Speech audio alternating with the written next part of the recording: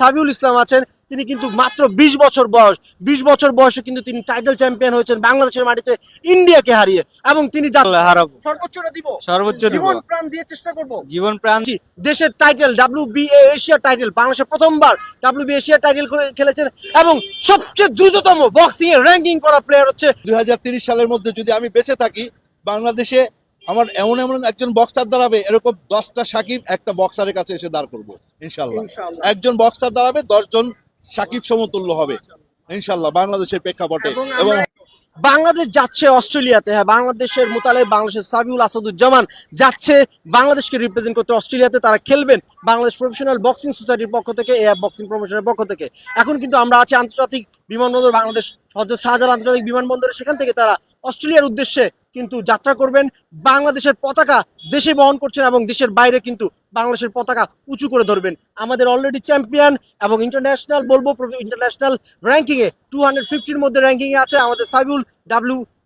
WBA champion এবং আমাদের youth title champion হচ্ছে আমাদের সাবিউল। সাথে যাচ্ছেন বাংলাদেশ প্রফেশনাল বক্সিং সোসাইটির চেয়ারম্যান আসাদুজ্জামান, যিনি কিন্তু বাংলাদেশের প্রফেশনাল বক্সিং স্টার্ট করেছেন। সাথে আমি ফিট বাংলাদেশ আছি, মাসুম বিল্লাহ রাসেল।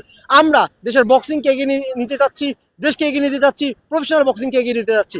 আপনাদের সাপোর্ট চাচ্ছি, আমাদের এই মুতালেবকে সাপোর্ট করবেন। কারণ আজকে যদি ক্রিকেটারদের মতো আমরা যদি মুতালেবকে সাপোর্ট করি, সাবিরের মতো বক্সারদের সাপোর্ট করি, তারা কিন্তু আরো উদ্বুদ্ধ হবেন, তারা কিন্তু আরো ডেডিকেটেড হবেন, তারা কিন্তু বক্সিং এ তাদের জীবন দিয়ে দিবেন। কারণ বাংলাদেশের পতাকা, অলিম্পিকে গোল্ড মেডেল, এই যে আজকে দেশকে পাওয়া সম্ভব বাংলাদেশ প্রফেশনাল বক্সিং এর মাধ্যমে এবং প্রো বক্সিং এর মাধ্যমে, সেটা কিন্তু আব্দুল মুতালেব চাইলেই পারেন। আমরা দেখতে পাচ্ছি যে day by day Bangladesh professional boxing এগিয়ে যাচ্ছে এবং দেশ এগিয়ে যাচ্ছে। আসাদ ভাইয়ের কাছ থেকে জানতে চাইবো একেবারে সংক্ষিপ্তে যে আমাদের Bangladesh professional boxing society already 3 বছর অনেকগুলো আমরা ইভেন্ট করেছি এবং দেশের বাইরে বক্সাররা খেলছে। একটা সময় পর আপনার গোল কি? এই যে বক্সাররা দেশে অলিম্পিক গোল্ড মেডেল অথবা ওয়ার্ল্ড চ্যাম্পিয়নশিপ, আপনার গোল কি এই বক্সারদের নিয়ে?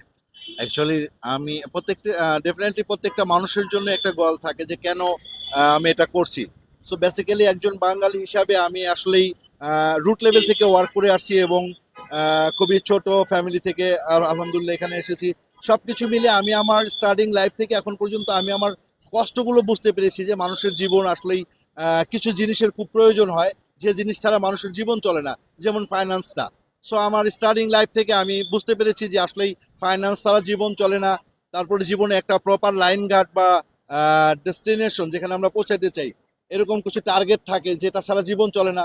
সো আমার চিন্তা হলো যে বাংলাদেশের মধ্যে যদি এই প্রফেশনাল বক্সিং সেক্টরটাকে তুলে সম্পূর্ণভাবে করে ফেলতে পারি, তাহলে কি হচ্ছে, বাংলাদেশের মানুষ এখান থেকে একটা ইনকামের জায়গা তৈরি করতে পারছে। আমার অ্যাকচুয়ালি টু বি অনেস্ট মূলটা আসলে এখানে ছিল যে বাংলাদেশে আমি একটা সেক্টর তৈরি করব যেখান থেকে বাংলাদেশের মানুষের রুজি রোজগারের ব্যবস্থা হবে। এবং সেটা যদি প্রফেশনাল বক্সিং এর মাধ্যমে সব স্পোর্টস থেকে আমি যদি বিশ্বাস করি, তো খুব কতদিন লাগবে আমাদের এক একজন বক্সার আর্নিং ক্রিকেটারদেরকেও ছাড়িয়ে যেতে?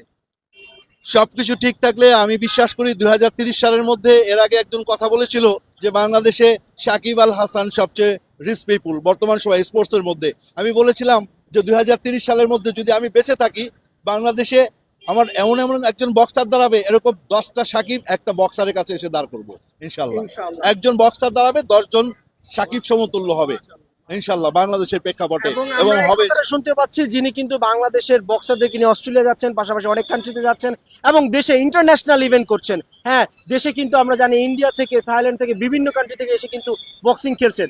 সো আমরা দেখতে পাচ্ছি এখানে আমাদের সাথে সাবিউল ইসলাম আছেন, তিনি কিন্তু মাত্র 20 বছর বয়সে কিন্তু তিনি টাইটেল চ্যাম্পিয়ন হয়েছেন বাংলাদেশের মাটিতে ইন্ডিয়াকে হারিয়ে এবং তিনি যাচ্ছেন অস্ট্রেলিয়াকে হারাতে।